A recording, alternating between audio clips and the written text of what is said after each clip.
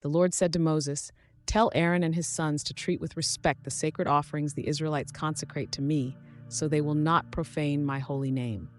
I am the Lord.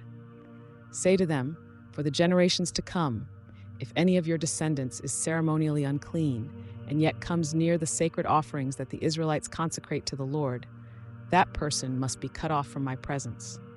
I am the Lord. If a descendant of Aaron has a defiling skin disease or a bodily discharge, he may not eat the sacred offerings until he is cleansed. He will also be unclean if he touches something defiled by a corpse, or by anyone who has an emission of semen, or if he touches any crawling thing that makes him unclean, or any person who makes him unclean, whatever the uncleanness may be. The one who touches any such thing will be unclean till evening. He must not eat any of the sacred offerings unless he has bathed himself with water. When the sun goes down, he will be clean, and after that he may eat the sacred offerings, for they are his food.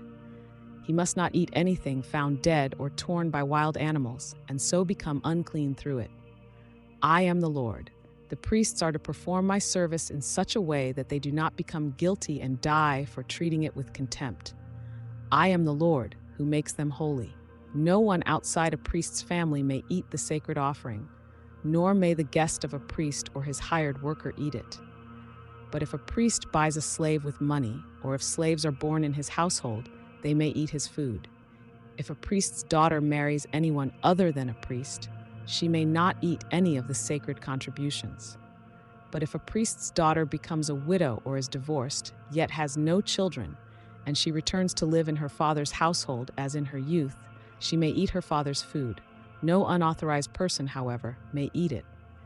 Anyone who eats a sacred offering by mistake must make restitution to the priest for the offering and add a fifth of the value to it. The priests must not desecrate the sacred offerings the Israelites present to the Lord by allowing them to eat the sacred offerings, and so bring upon them guilt requiring payment. I am the Lord, who makes them holy. Unacceptable sacrifices. The Lord said to Moses, "Speak to Aaron and his sons and to all the Israelites, and say to them, if any of you, whether an Israelite or a foreigner residing in Israel, presents a gift for a burnt offering to the Lord, either to fulfill a vow or as a freewill offering, you must present a male without defect from the cattle, sheep, or goats, in order that it may be accepted on your behalf. Do not bring anything with a defect, because it will not be accepted on your behalf. When anyone brings from the herd or flock a fellowship offering to the Lord to fulfill a special vow or as a freewill offering, it must be without defect or blemish to be acceptable. Do not offer to the Lord the blind, the injured, or the maimed, or anything with warts or festering or running sores. Do not place any of these on the altar as a food offering presented to the Lord. You may, however, present as a freewill offering an ox or a sheep that is deformed or stunted, but it will not be accepted in fulfillment of a vow.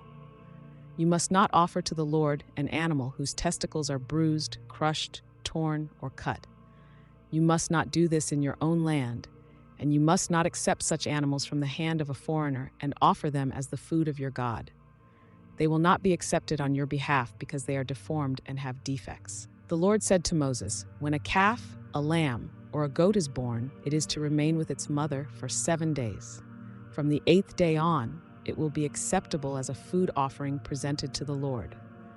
Do not slaughter a cow or a sheep and its young on the same day. When you sacrifice a thank offering to the Lord, sacrifice it in such a way that it will be accepted on your behalf.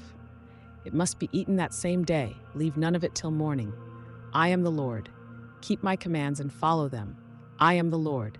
Do not profane my holy name, for I must be acknowledged as holy by the Israelites. I am the Lord, who made you holy and who brought you out of Egypt to be your God. I am the Lord.